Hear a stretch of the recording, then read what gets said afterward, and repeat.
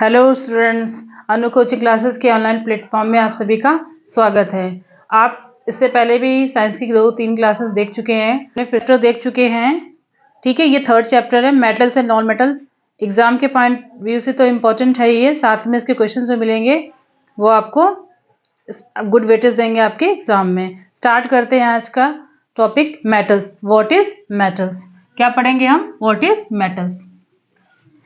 अभी तक जो केमिकली एलिमेंट है वो बेटा 118 आपके अभी तक पता है। ठीक है, नॉन एलिमेंट्स हैं वो आपके कितने? 118। और इनकी प्रॉपर्टीज के अकॉर्डिंग इनको हमने डिवाइड किया मेटल्स और नॉन मेटल्स में। तो कुछ को हमने मेटल्स की कैटेगरीज में रखा है और कुछ को हमने नॉन मेटल्स की कैटेगरीज में रखा है। इनकी कैटेगरीज इनकी केमिकल प्रॉपर्टीज, फिजिकल प्रॉपर्टीज के बेसिस पे है। ठीक है, तो यहाँ पे हम पहले फिजिकल प्रॉपर्टीज भी देखेंगे और केमिकल प्रॉपर्टीज भी देखेंगे। जो क्वेश्चंस आते हैं आपके वो फिजिकल प्रॉपर्टीज भी राइट करने के लिए आती है, केमिकल प्रॉपर्टीज भी आती है। ठीक है, और केमिकल प्रॉपर्टीज के बेसिस पे ही बहुत सारे एप्लीकेशन बेस्ड आपके क्वेश्चंस बनते हैं जो 2 और 3 मार्क्स में आपको देखने को मिल जाएंगे। यहाँ से आपको एमसीक्यूज भी मिलेंगे 1 मार्क्स के, केस स्टडी भी मिल सकती है और आपके 5 मार्क्स के क्वेश्चंस भी यहाँ से जाते। 3 to 4 मार्क्स, 5 मार्क्स तक का वेटेज यहाँ से जाता सिंगल चैप्टर से, और ये इजी है।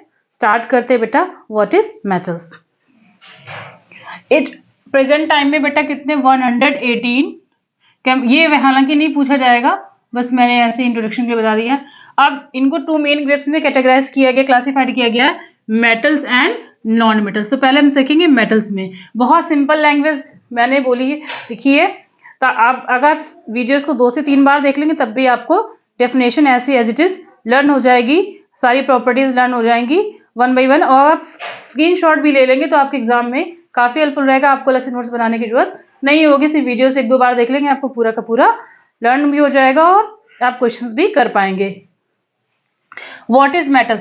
बेटा देखिए, मेटल्स हम ऐसे लिखेंगे, अंडरलाइन करेंगे। मेटल्स क्या? Those elements which form positive ions, यानी कि क्या होगा? इनके पास क्या? Positive ions. तो दोज एलिमेंट्स में साथ रिवाइज करें, दोज एलिमेंट्स हो गया। Those elements which form positive ions, which form positive ions, which form positive ions by losing. क्यों पॉजिटिव आयंस किस पे होता है? जो मेटल्स अपना इलेक्ट्रॉन शेयर करती हैं, लूज करती हैं, दे देती हैं, इलेक्ट्रॉन्स आर कॉल्ड मेटल्स। ठीक है, यहां समझ में आ गया होगा। 2 पॉइंट्स में याद रखना है कि which form positive ions by losing electrons and called metals. Example लिख देना है, कॉपर, आयरन, एल्यूमिनियम। छोटे बहुत सारी चीजें होती है और वो बहुत सारे मेटल्स होते हैं, वो भी आप लिख सकते हैं। एग्जाम में इतने याद रखेंगे तब भी आप इसे 2 से 3 एग्जाम्पल आप वहां पे राइट कर पाएंगे। नेक्स्ट पढ़ते हैं इसकी कुछ फिजिकल प्रॉपर्टीज और मेटल्स की देख लेते हैं। पहले फिजिकल प्रॉपर्टीज देख लेते हैं, देन केमिकल प्रॉपर्टीज देखें। बेटा फिजिकल प्रॉपर्टी सिंपली क्या होती है? जो प्रॉपर्टीज हमें दिखाई दे, जैसे किसी मेटल्स में शाइनिंग है, किसी में कोई मेटल छूने पे बहुत हार्ड है, बहुत सॉफ्ट है, बहुत बल्टी। तो ये सारी चीजें हम यहाँ पे पढ़ेंगे एक एक करके। हम पहले फिजिकल प्रॉपर्टीज देख लेते हैं, उसके देन हम केमिकल प्रॉपर्टीज देखेंगे। तो फर्स्ट मैंने यहाँ पे एक एक प्रॉपर्टी को लिखा भी है, उसी के रिलेवेंट मैंने यहाँ पे एग्जांपल भी 1-2 दिए हैं, जिससे आपको समझ में भी आएगा और डिफरेंशिएट भी आप यहाँ पे कर पाएंगे। मेटेलिक लस्टर पढ़ेंगे। लस्टर मतलब चमक, लस्टीरियस। ठीक है, सिल्वर, गोल्ड शाइन करता है, तो यार लस्टर यानी कि चमक याद रखनी, चमक से मेटेलिक लस्टर। तो मेटल्स है, देखिए बेटा प्योर स्टेट में जो मेटल होते हैं, जब प्योर स्टेट में होते हैं तो वो बहुत ज्यादा शाइन करते हैं। अगर गोल्ड प्योर स्टेट में रहता है तो वो बहुत ज्यादा शाइन करता रहता है। अगर उसमें कॉपर हम मिक्स कर देते हैं तो उसकी जो शाइन होती है वो कम हो जाती है। Metals have a bright shining surface. कौन से मेटेलिक में क्या लिखेंगे? Metal lustre. Metals have a bright shining surface, इसी प्रॉपर्टी को हम बोलते हैं मेटेलिक लस्टर। याद भी हो गया कि metals have a bright shining surface, this property is called a metallic lustre. ठीक है, और एग्जांपल में लिख देंगे गोल्ड, सिल्वर, प्लेटिनम। ठीक है, हो गया। अब मेटेलिक लस्टर तो याद हो जाएगा।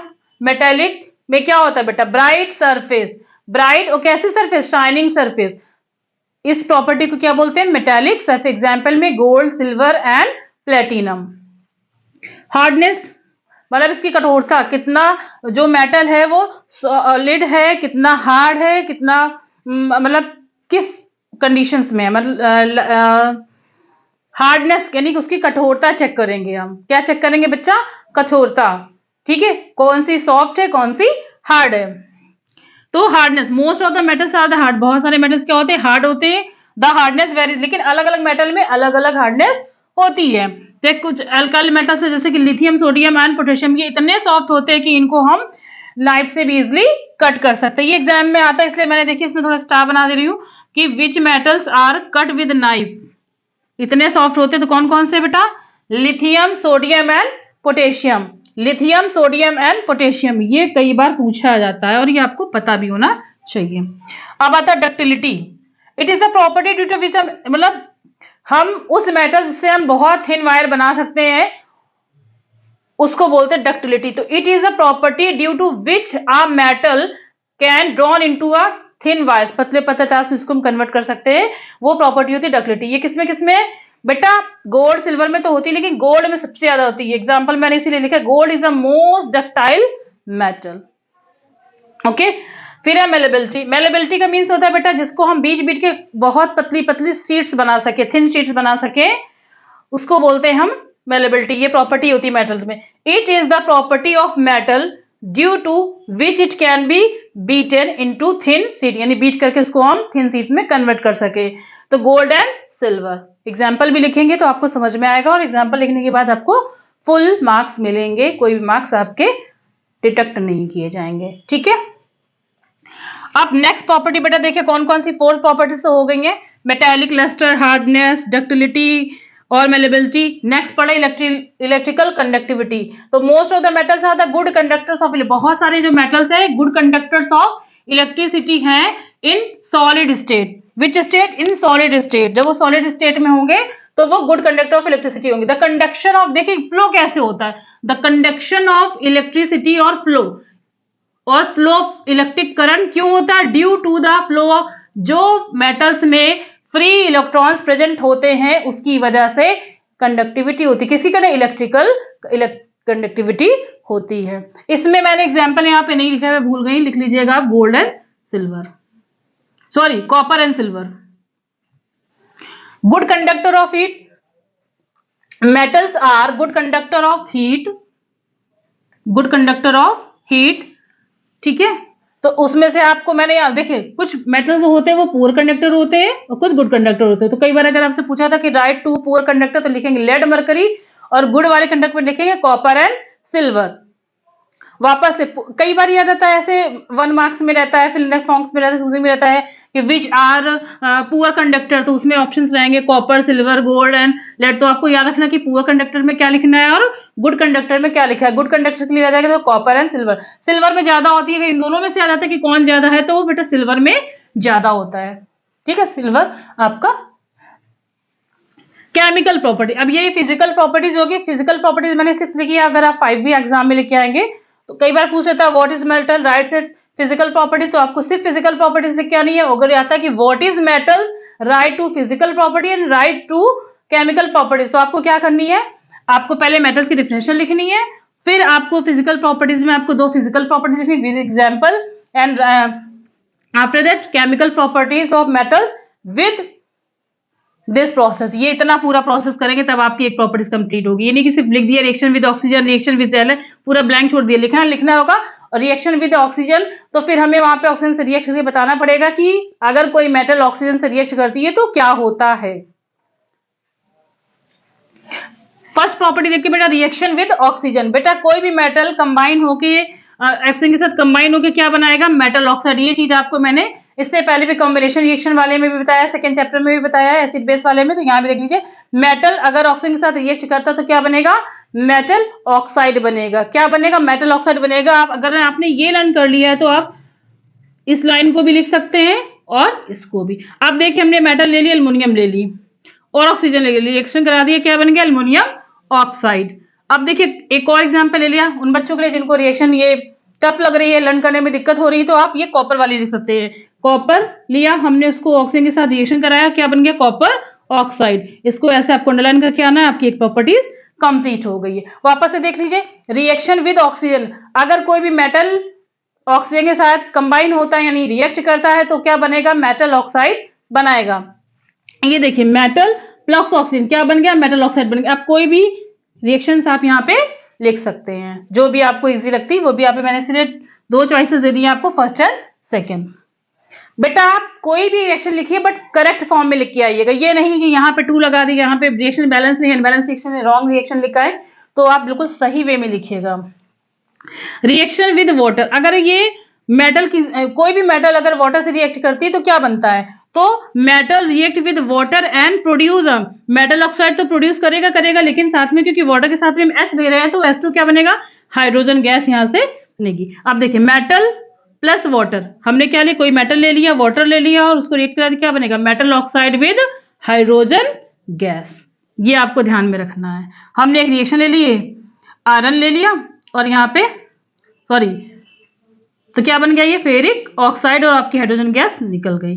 अब अगर रिएक्शन विद एसिड, अगर कोई भी मेटल रिएक्ट करता है एसिड से, अगर कोई भी metal if any metal react with acid, तो क्या बनेगा बेटा, सॉल्ट बनेगा और हाइड्रोजन गैस यहाँ भी बनेगी। तो ठीक है, हमने एक मेटल ले लिया जिंक और उसको HCl के साथ रिएक्ट करा दिया, तो यहाँ पे क्या बन गया, सॉल्ट बन गया, जिंक क्लोराइड और आपकी H2 गैस निकल गई। आप यहाँ पे Na भी ले सकते हैं, सोडियम भी ले सकते हैं, तो यहाँ पे हो जाएगी सोडियम क्लोराइड और H2 आपकी बन जाएगी।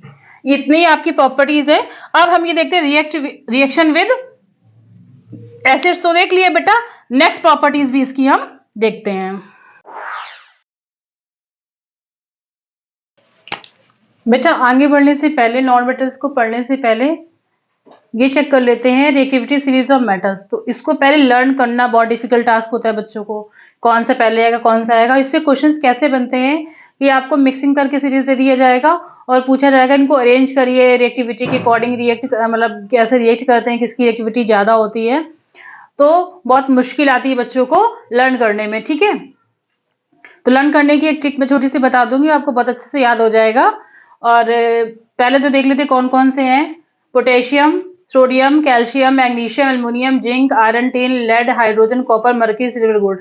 ऐसे लर्न करेंगे तो भूल जाएंगे, और अगर याद भी कर लिया तो ऊपर नीचे आपकी सीरीज हो जाएगी, तो वो आपको समझ में नहीं आएगा कि क्या करना है। तो इसमें देखिए 3 कैटेगरीज में डिवाइड करते हैं हम। यहाँ पे हाइड्रोजन को हम एक बेस ले लेते हैं, यहाँ इसको लेट कर लेते हैं, यहाँ से की शुरुआत करना है। तो हाइड्रोजन से जितने भी अब वाले रहते हैं सीरीज में, वो हाइड्रोजन से मोर रिएक्टिव एलिमेंट्स होते हैं, हाइड्रोजन से ज्यादा रिएक्टिविटी होती है। एक हाइड्रोजन से नीचे 4 एलिमेंट्स है, ये आपके क्या होते हैं, हाइड्रोजन से कम रिएक्टिविटी होती है। अब देखो हाइड्रोजन को हमने यहाँ पे क्यों लिया है, हाइड्रोजन तो वैसे नॉन मेटेलिक है, ठीक है, लेकिन इसका जो हाइड्रोजन तो नॉन मेटेलिक है, लेकिन due to its electropositive nature, इसके इलेक्ट्रोपॉजिटिव नेचर की वजह से इसको इस सीरीज में असेंबल किया गया है। अब ठीक है, ये तो हो गई कि ये सीरीज कैसे, देखिए यहाँ पे मोस्ट, ये एरो बना है ना, मोस्ट रिएक्टिव एलिमेंट सबसे ज्यादा क्या है, पोटेशियम है। इन दोनों में देखें तो क्या पोटेशियम है, सोडियम बाद में, फिर कैल्शियम, फिर इससे किसी से ज्यादा है। अगर आपसे पूछा जाए कि सबसे ज्यादा मोस्ट रिएक्टिव एलिमेंट कौन सा है, तो पोटेशियम है,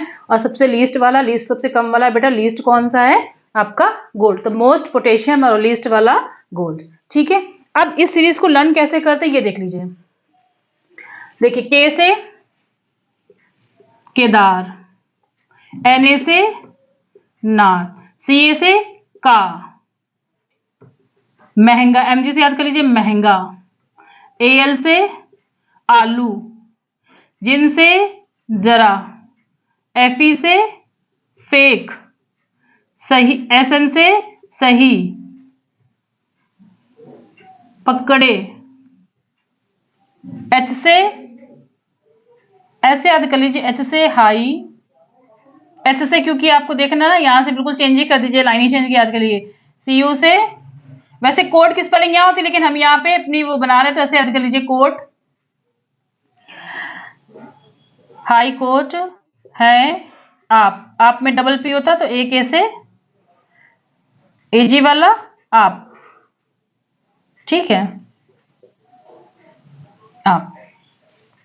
देखिए बेटा अगर आप ये याद कर लीजिए, केदारनाथ का महंगा आलू जरा फेंक पकड़े सही, ठीक है, जरा सेक, यहां से केदारनाथ का महंगा आलू जरा फेंक सही पकड़ते हैं, ठीक है। हाई कोर्ट है आप, H से, अब देखिए केदारनाथ से, के से पोटेशियम, हमको ये लेना है, पोटेशियम, सोडियम, कैल्शियम, महंगा से Mg magnesium, aluminium, zinc, iron, Fe fake, सही, SN10 और पकड़े, पकड़े के साथ क्या हो जाएगा, लेड, और हाइड्रोजन, ये आपका हाइड्रोजन, और कोट है आप तो देखिए सी से आपका ये, H से मरकरी, एक ए से आपका हो जाएगा सिल्वर, दूसरे ए से आपका गोल्ड। आपको ऐसे याद किया है केदारनाथ का महंगा आलू, ठीक है, केदारनाथ का महंगा आलू तो कर लेंगे, महंगा आलू यानी कि एल्युमिनियम तक हमारा हो जाएगा, जरा फेक सही पकड़ते हैं, हाई कोर्ट है आप, ठीक है, ऐसे करके लर्न करेंगे तो बहुत जल्दी आपको ये लर्न हो जाएगा।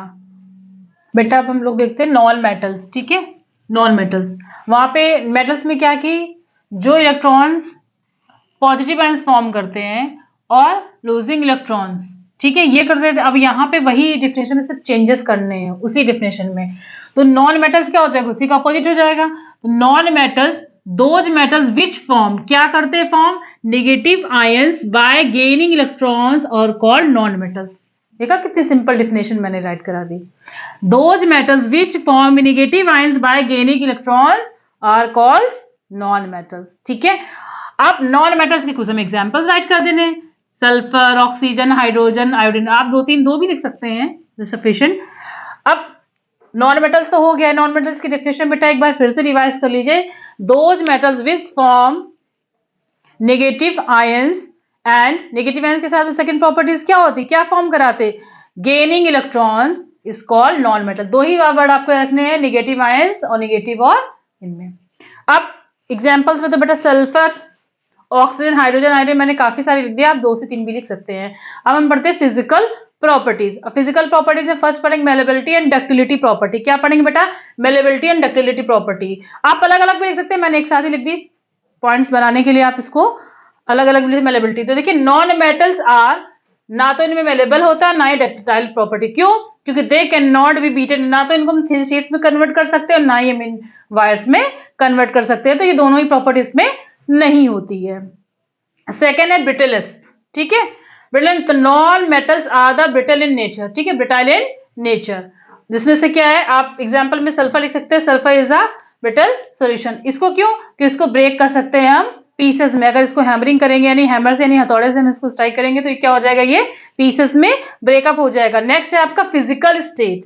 Physical state, most of non metals are soft, बहुत सारे क्या मेटल्स होते हैं, सॉफ्ट होते हैं, बहुत सारे हार्ड होते हैं। तो सॉफ्ट में आप अगर सॉफ्ट कभी होंगे जब ये सॉलिड स्टेट में होंगे, और इस हार्डनेस में बेटा डायमंड इज द हार्डेस्ट, ठीक है, हार्डेस्ट मेटल्स, और ये किसका एलोट्रॉप होता है, ऑफ कार्बन का, सबसे ज्यादा हार्डनेस होता है, सबसे ज्यादा हार्डेस्ट होता है। नेक्स्ट पढ़ते हैं लस्टर। लस्टर मीन चमक। तो नॉन मेटल्स बेटा कुछ तो लस्टर होते हैं, वैसे तो नॉन मेटल्स मोस्टली जो रहते हैं लस्टर्स होते हैं, लेकिन देखिए कौन कौन से लस्टर्स वाली प्रॉपर्टी रखते हैं, डायमंड, ग्रेफाइट और आयोडीन, ये क्या होते हैं, लस्टर नॉन मेटल्स हैं, ठीक है, इनकी थोड़ी सी शाइनिंग सरफेस होती है। अब आता है electrical and the thermal conductivity. But non metals are the, वो उस वहां पे मेटल्स क्या थे, गुड कंडक्टर वाले थे, ये क्या है, पुअर कंडक्टर ऑफ हीट। अब बेटा आपको अगर एक की ये प्रॉपर्टीज याद होगी, दूसरे में आपको थोड़ा सा ही दिमाग लगा के करेंगे तो आपको लर्न करने की जरूरत बार बार नहीं पड़ेगी। तो बेटा क्या electrical and the thermal conductivity, क्या non metals are poor conductors of heat and electricity. अब इसमें से कौन एग्जांपल दे दिया, graphite is an allotrope of the carbon, किसका है ये, पुअर कंडक्टर का, इज अ गुड कंडक्टर, ठीक है। लेकिन इसमें से कुछ नॉन मेटल्स में ग्रेफाइट क्या आपका थोड़ा सा अच्छा कंडक्टर उसमें आ जाता है। अब आता है melting and boiling points are low in the non metal. Non metals कैसी होती है, बहुत ही ज्यादा लो होती है। इसकी केमिकल प्रॉपर्टीज तो बहुत है नहीं है, लेकिन देखिए क्यों नहीं करता ये।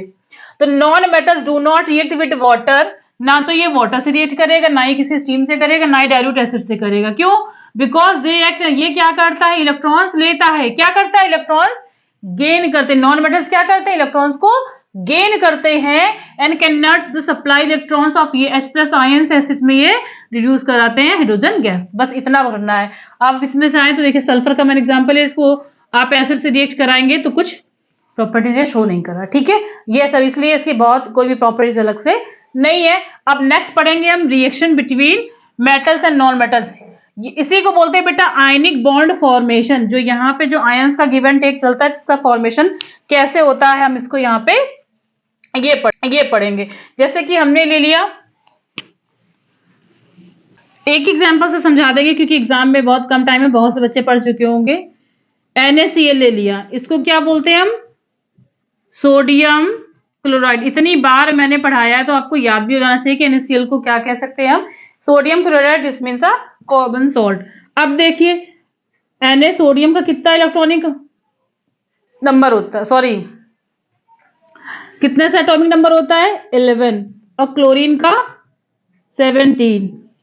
ठीक है, अब इनका कॉन्फ़िगरेशन देखो, KLMN, ये इसकी सेल्स होती हैं। आप देख के में मैक्सिमम कितने फिल कर सकते हैं? 2, इसमें 8, इसमें बेटा ये चीजें आपको याद है?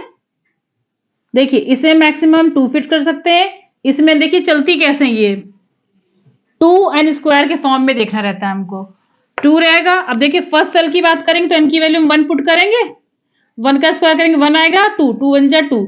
ना याद हो तो आप ऐसे कर सकते हैं। अब n की जगह हम क्या लिखेंगे? 2 लिखेंगे, तो 2 का स्क्वायर करेंगे 4, 4 2 जा 8। k में l में कितनी रख सकते हैं? मैक्सिमम 8। अब देखिए m यानी 3 आ गया, तो यहाँ पे 3 का स्क्वायर किया तो 3 3 जा 9, 9 2 जा 18, इस वाले में 18। आपको ये कई बार बच्चे 2 8 8 कर देते, 2 यहाँ भी 2 8 8 18, ऐसा नहीं है। आप देख लीजिए क्या कहां से आता है।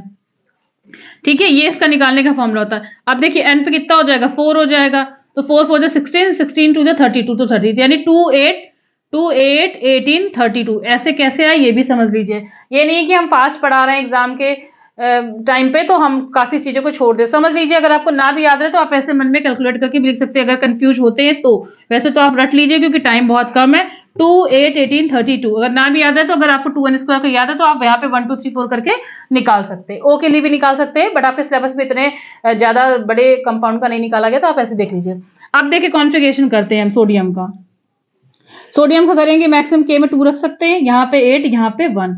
अब हम क्लोरीन का करेंगे तो क्लोरीन का कितना आ जाएगा? 2 8 7। अब यहाँ पे Na ले लिया और यहाँ पे हमने क्लोरीन ले लिया। अब देखिए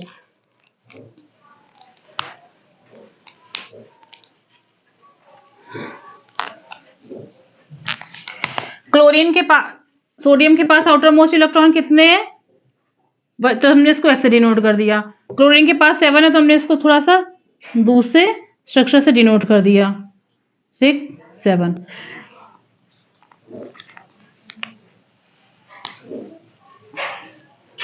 बेटा आपको वैलेंस इलेक्ट्रॉन्स पता है क्या होते हैं? देखिए वैलेंस इलेक्ट्रॉन क्या होता है? Shared electron. जो देख यहाँ पे KLMN जैसे बताया गया, तो K में मैक्सिमम कितने इलेक्ट्रॉन रख सकते हैं? 2, इस वाले में 8, और यहाँ पे 18, यहाँ पे 32। क्या होता है? ये अपने प्लेस को स्टेबल रहने के लिए, जो भी लोग इनको स्टेबिलिटी मेंटेन करने के लिए इनके ऑर्बिटल फिल होने चाहिए। अपने ऑर्बिट जो सेल्स हैं, ये सेल्स हैं, इनको फिल होना चाहिए, तो स्टेबल, इनको कोई भी हिला नहीं पाएगा।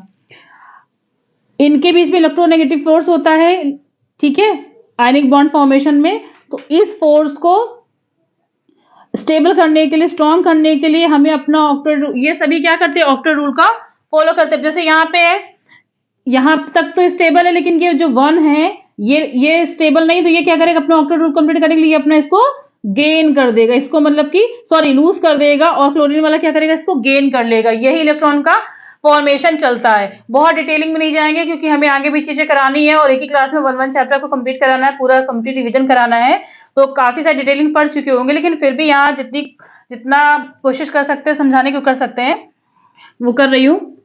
अब देखिए यहाँ पे इलेक्ट्रॉन हम इसको शेयर करा देंगे। इसको ऑक्टेट कंप्लीट करने कितना चाहिए? यहाँ पे 8 चाहिए, तो ये क्या करेगा? क्लोरीन वाला इससे इसको शेयर कर लेगा। इसको स्टेबल करने के लिए ये भी इसको यहाँ से ऐसे करके शेयर कर लेगा, ठीक है। तो इसमें इलेक्ट्रॉन कितने? एक ही इलेक्ट्रॉन शेयर हो रहा है, तो ये जो शेयर कर रहा है उसके ऊपर क्या आ गया? प्लस आ गया।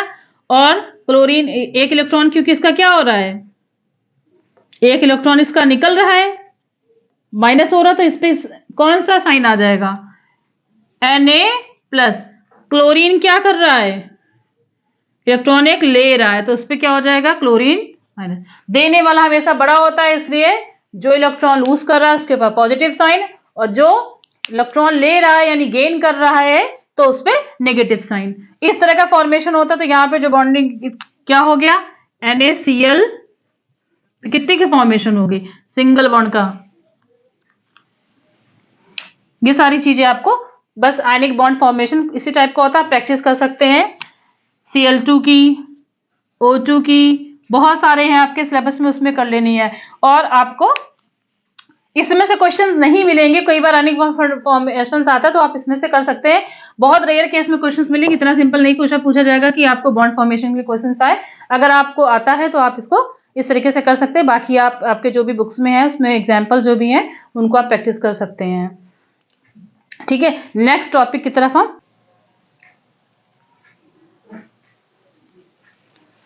बेटा कुछ बॉन्ड्स आप और देख लीजिए। जैसे ऑक्सीजन का होता है, ऑक्सीजन में किस तरह से बॉन्ड फॉर्मेशन होती है। O2, O2 का एटॉमिक नंबर कितना होता है, 8 होता है। इसका हम कॉन्फ़िगरेशन करेंगे KLMN, तो बेटा क्या होता है, इस वाली सेल में मैक्सिमम कितने रह सकते हैं 2, और 8 में -2 होगा 6 वाले, इसमें L पे 6 आ जाएंगे। अब इसको आउटर कंप्लीट करने के लिए देखिए क्या करना पड़ेगा। अगर सिर्फ हम ऑक्सीजन ऑक्सीजन बना रहे हैं तो देखिए आउटर मोस्ट में कितने 6 हैं, तो हम इसको यहाँ पे 1 2 3 4 5 6, हाँ 6 होगा, 1 2 3 4 5 6 7 6, ठीक है। अब यहाँ पे क्या करना है, अब ये अपना ऑक्टेट 8 कंप्लीट करने के लिए इसको कितने चाहिए, 6 है तो इसको 2 इलेक्ट्रॉन चाहिए, ठीक है। और इसको भी ऐसे ही 2 चाहिए। तो कितने का शेयर हुआ है, कितने का हुआ बेटा, तो इसीलिए ऑक्सीजन पे डबल बॉन्डिंग रहती है। तो ये फॉर्मेशन इस तरीके से आपको दिखाना होगा। इस तरीके से आप प्रैक्टिस कर सकते हैं। H2 और HNO3 तो ज्यादा हो जाएगा, आप H2O फॉर्मेशन कर सकते हैं। NaCl आपने देख लिया है, आप HCl कर सकते हैं। इतने ही प्रैक्टिस कर लेंगे क्योंकि बहुत ज्यादा इसमें टाइम नहीं वेस्ट करना है आपको। बाकी के जो नेक्स्ट टॉपिक बचे हैं हम लोग देखेंगे, और उनकी रिफाइनिंग एंड कोरोजन, ये 2-3 टॉपिक बचे हैं, ये हम नेक्स्ट क्लास में करेंगे। ठीक है, आई होप ये क्लास आपको बहुत अच्छी लगी होगी। आप अपने दोस्तों को भी शेयर करिए और हमारे चैनल से जुड़े रहिए, सब्सक्राइब करिए और शेयर करना बिल्कुल भी ना भूलें। Thanks for watching.